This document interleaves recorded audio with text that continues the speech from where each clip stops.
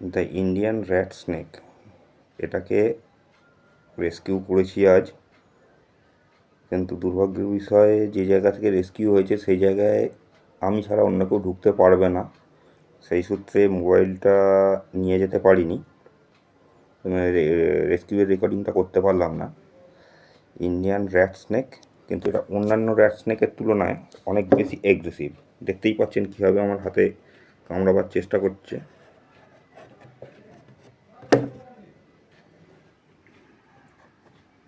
Size খুব একটা বড় নয়, এটা বাচ্চা সাপি বলা যেতে পারে, কিন্তু হেভি অ্যাগ্রেসিভ। নির্বিষ সাপ সম্পূর্ণ একটা। অলরেডি আমাকে 2 জায়গায় কামড়েছে, আপনি দেখতে পাবেন এখান থেকে ব্লিডিং হচ্ছে। এই আঙুলেও কামড়েছে, এই আঙুলেও কামড়েছে।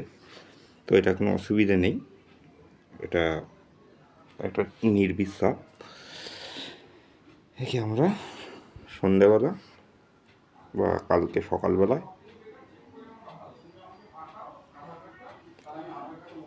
রিলিজ করে দেবো।